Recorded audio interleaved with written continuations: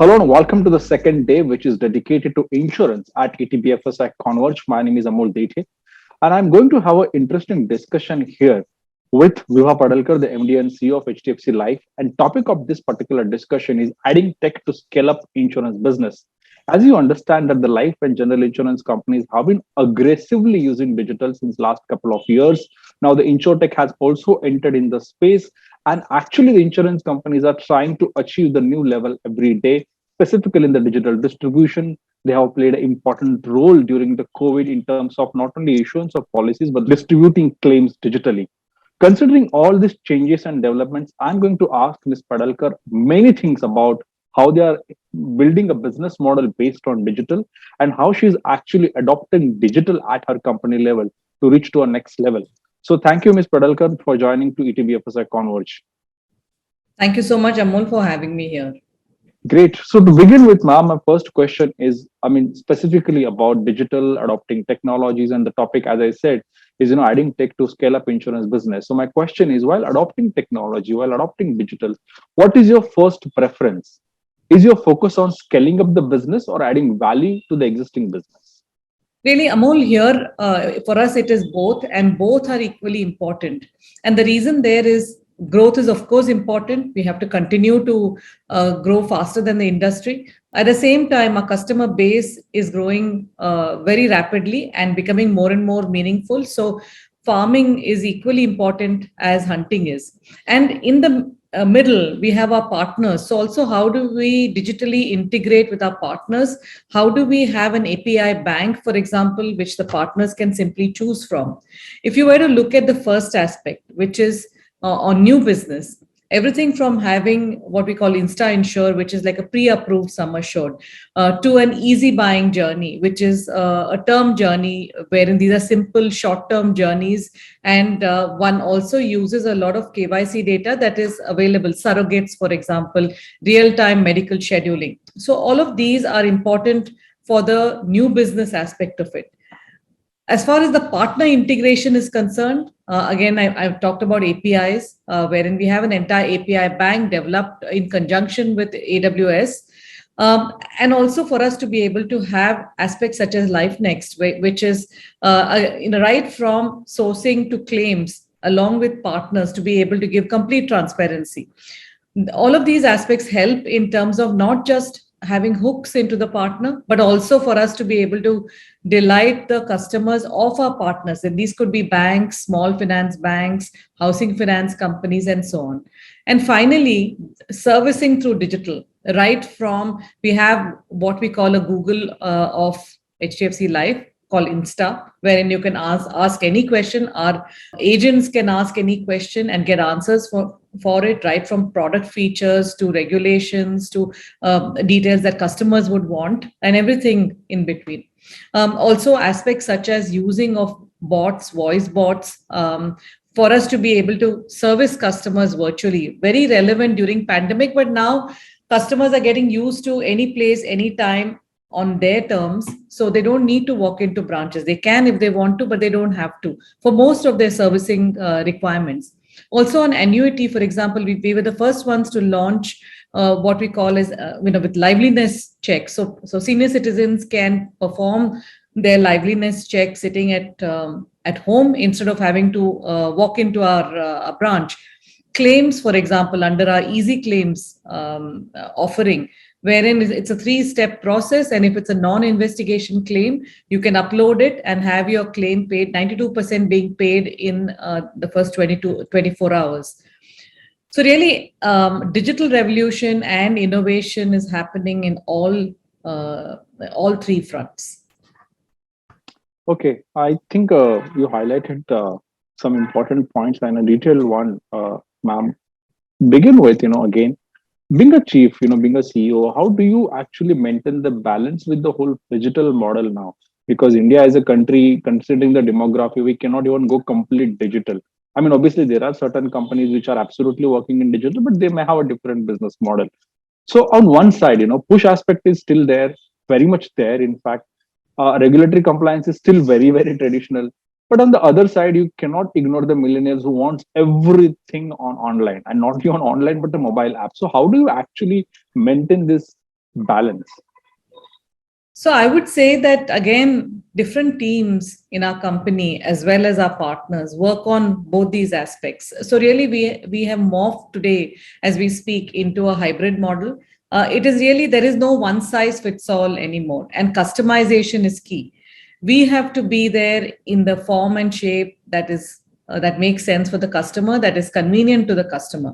I don't think we are in a place, any of the BFSI companies, I don't think we are in any shape to say that, this is the only way that we will be able to sell to you or service to you. Or to any other aspects as well, new business, pushing the contours, millennials that you mentioned.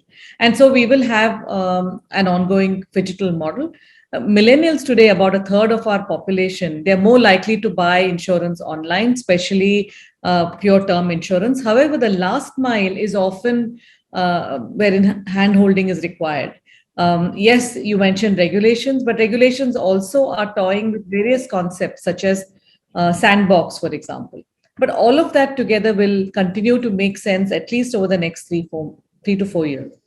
Okay. Now, considering the digital adoption and considering there are digital players in the industry, what are the major changes that you see in the insurance segment in the near future?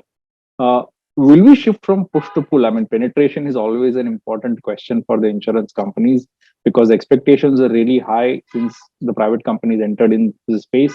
So, what is your sense? Will we shift from customized products offering as well? I mean, will we shift to customized products offering as well? Absolutely. I think customization, both in products as well as in servicing, will continue to be very relevant. I'll give you examples there. So, customization, for example, in terms of the entire concept of all the new products that we have launched, absolutely deals with that.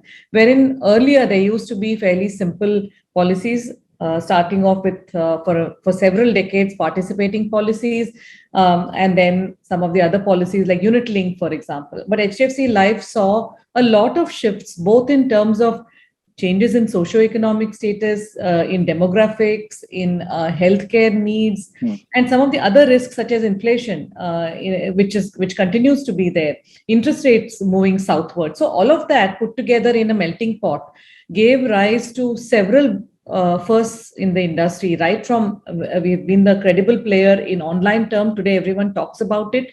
Also, the entire Sanchay family, whether it's Sanchay Plus, Sanchay Par Advantage, and so on. Whether it is in deferred annuity, again, the first of its kind, to say that, okay, I'm going to retire maybe 10 years from now, and interest rates are likely to move southward. So how do I lock in at these rates? How do I cover both me and my spouse, for example? So when we are solving for that, I think it gives rise to a completely new category. Now, overlay that with a lot of digital, and therein lies several blockbusters. So, for example, how can I use digital? Like I mentioned, WISE earlier. How can I use several proxies for lifestyle illnesses such as, say, diabetes or cardiac issues without that individual having to go in for any medical test? We use digital, for example, to say, Amol Dethe looks like this today, but 30 years from now, this is what he's going to look. Why do we need it? Because we are looking at very long-tailed policies that we don't sell 1 or 2 years policies. Largely, these are 10, 20, 30-year policies. So when Amol walks into our branch 30 years down the line, our branch person will have a good sense, or probably by that time, there will be very few branches. So everything done online, wherein you're just doing a face sense, and we're able to authenticate based on documentation that you had given 30 years ago. Or other aspects such as voice-led biometrics, wherein no longer do you have to put in your policy number or PAN and so on. All you have to say is, I am so and so, my voice is my passport, and that will open up whole host of services for you on an app. Or a Centralizer, for example, wherein a customer writes in. Earlier, it used to be first in, first out. But now, based on a lot of algorithm, we are able to pick out the irate customer and able to deal with that customer immediately, or a likely fraud within the policies, rather than sequentially and hindsighting it. That we're able to pick these out and have customization, to your point. So it has started becoming more and more relevant. And the last point I have is, while fintechs and insurtechs are flavor of the season, I see this not either or, but I see this in partnership with them. Are customers by any chance asking you how they look like after 30 years? Oh, very much. They are, this is a huge talking point, and customers love to see. And often this gives rise to them buying a policy almost immediately Mhm. because, youth is unfortunately not eternal.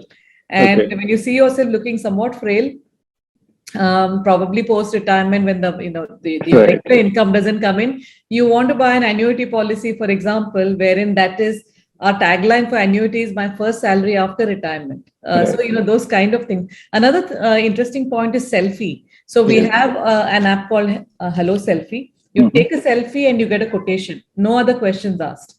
So that's very interesting to youngsters, wherein with face reading, we are able Mhm. to get a good sense on all aspects of that individual and to be able to give a instant quotation. Okay. How if the person is, audience applying lots of makeups and trying to look young? Will the selfie actually try to show you the correct picture? The neck gives it away. So Okay. that is one secret. Maybe they have to apply to the neck also. Okay. Great. That's a good tip. I hope the people will like it, those who are watching the show. Absolutely. Okay. So coming back to your insurance tech point and the digital point, ma'am, my point to you is, actually the whole insurance industry was betting high on the bank assurance as a model in last 20 years. And most of the companies were also floated by banks. So they got a, what I can say, ready infrastructure of the bank assurance model. But considering the way insurtech space is growing, considering the way insurtechs are doing great partnerships with the insurance companies, do you bet on insurtech as a next strong distribution model? I don't bet on it as for life insurance right now in the medium Right. term as a strong distribution model. I do bet on it big time in terms of a good partnership model. Okay. And the reason there is that just getting to more and more customers, it's difficult to carry out underwriting in the absence of data. So there is a crying need Hmm. to get a good sense as to who is this customer, what is his or her medical profile, what is his or her financial profile before you can issue a policy. And the same thing has happened to a lot of lenders as well. In lending business, as we know today, and credit offtake has been possible because of the large data aggregators, the Sybils of this world, who make it possible, at least for lower ticket lending, to get a sense as to who is this customer. So that kind of a revolution needs to come into life insurance before it is possible to give it Hmm. over the counter. Right. We have over 50 new ecosystem partners, and we Hmm. have been one of the first ones to tie up with payment portals, Right. with aggregators, with health startup companies, and so on, with telecom companies. Right. So when you're recharging your phone, get a decent amount of insurance, say 4 lakh rupees, Hmm. in no questions asked. But the challenge there is that how do you differentiate between a subprime life? How do you differentiate between a good life? Hmm. Because otherwise you'll be saddled with a lot of claims, possibly. So that is really the big unsolved Hmm. aspect of our business. So just having tech without solving this, I don't think will lead to large amounts of profitable distribution. Right. Can it happen in the medium to longer term? Yes, if we solve for this, certainly. So, since you have around 50 partners, can you also give me some numbers for my better understanding in terms of how it has helped you to grow your business? How many customers did you manage to acquire with the support of these partners? Any data on that side? Yeah, absolutely. So, if you were to look at back in time, term business used to be about 1% of our business. Today, term business is about 7 to 8% on an individual basis. And along with group, it has touched about 17, 18%, not in the recent past. So that kind of a phenomenal increase, and reason I have singled out term is that it is slightly more comparable, somewhat more plain vanilla and easier to understand than a more complex, high ticket size saving product, which could require a fair bit of advice and handholding. So that's the kind of delta that we see. And also, if you were to look at just our own online channel plus aggregators plus online channels of our bank assurance, all of that put together, In the medium term, I could easily see that becoming about 1/4 to 1/5 of our business. So it can start becoming very meaningful. However, like I mentioned, persistency needs to be looked at, because again, there could be a tendency for both undesirable lives as well as persistency start beginning to move downwards. So all of those aspects need to be worked on. So no business model is the get rich quick kind of a model. Over a period of time, one needs to solve for a lot of these aspects that also plague traditional business. Okay. On fundamental side and hardcore business side, what I would like to learn from you is, I know life as well as general insurance companies disbursed huge amount of claims during the COVID, but considering the claim ratios were really high, now the insurance companies are also very, very cautious about underwriting their policies and also whether the premium is in the right amount. How has been your policy right now? Are you looking at underwriting policies far more aggressively, far more cautiously, and also by any chance thinking of hiking or rising the premiums, because you never know, some unprecedented event might come and again, it will I mean, you will have to disburse a lot of claims. So what is your strategy going to be there in terms of the learnings from COVID? So hopefully, COVID per se was a pandemic, and long-term effects post COVID is out of the way, and we don't have a wave three. Hopefully, we'll go back closer to what we were before. That is how we are taking a view right now. Hmm. Let's see whether post all these festivals and so on, whether that's indeed the case, because certain pockets, especially in Europe and also certain parts of India, also have been fairly impacted. Also, long COVID is something, meaning post COVID impact is something that we have to wait and watch as to how bad or good it was. But our underwriting is dynamic. We do look at underlying trends. So what happens now is that given that we were one of the first movers in covering term, as we move into different profiles, it could be interiors, it could be slightly different kind of socio-economic class or different health access and so on. Naturally, the mortality experience will be different.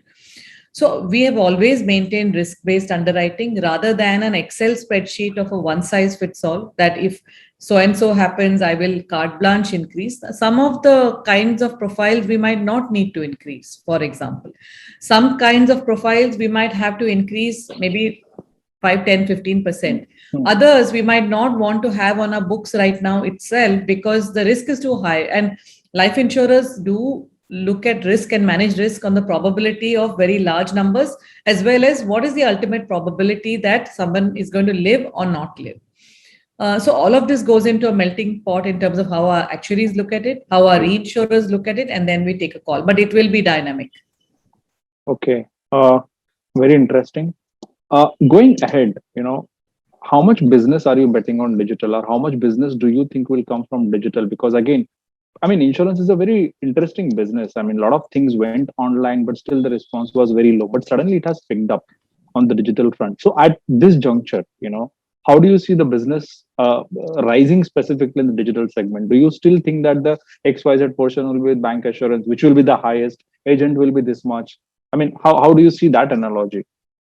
So frankly, it's the way we look at distribution, it's becoming extremely interconnected. So within HDFC Life, we no longer look at bank assurance as simply bank assurance. If I were to look at new business at some of our major bank assurance partner, over 50% of the transactions are digital. So it's entirely through their online banking or other, whether it's an app, whether it some mode which is non face-to-face physical form filling. And to us, the way we look at it is exactly digital. So to give you a sense, we have our EDM channel, and that EDM channel looks at self-source business, which means directly coming onto our website. But at the same time, internally, they service our bank assurance partners and some of the other partners. It could be on broker partners who are digital, to give the entire journey, the apps that I talked about earlier, and treat them like a digital partner. So this is fast converging towards digital being a horizontal and channels being a vertical. So bank assurance is an avatar, agency is an avatar, that will be a vertical, but digital as an offering will be a horizontal and not a vertical. And that will happen wherein every distributor will have their customers and will be desirous of being able to serve younger customers who will only transact digital, who will have time only on a Sunday late night, for example, when everything else might be closed, Right. or would not want to step out of his or her house to meet anyone. Or would want to do their own bottoms up research before buying a product. So we need to be there, to my earlier point, wherein the customer preferences and digital is really a horizontal and not a vertical. Right. Right. Interesting points. I think the watch is ticking, and I will take my last question now. And I wanted to give me an answer which will make the headlines. So give me some strong, interesting, and unusual answers. Uh, HDFC Life has always been what you can say a very clear in terms of they wanted to come with an IPO, they wanted to expand aggressively, and they always said this. Considering your recent acquisition also with Excite, now what is the next step that you look at? How do you want to scale up HDFC Life going ahead? Will you focus on acquiring small companies, doing aggressive partnerships with the fintechs, insurtech companies, or I mean, how do you see HDFC Life going ahead in next 3 to 5 years, far more aggressively than what you are now? We still see ourselves as a startup. We might sound like a older company, 21-year-old company, but our mindset is hungry. Our mindset is like a startup, as well as none of this is either or. We have a strong balance sheet, we have the appetite, and we have the ability to spot trends long before anyone is talking about it. So we'll do all of these as and when we see an opportunity that makes sense to the company. Okay, great. Thank you so much for your thoughts and giving us highlights about what exactly you're doing, what your views are on digital. Thank you so much for being part of ETB FSI Converge this year as well. Thank you so much. Thank you so much. Thanks for having me here.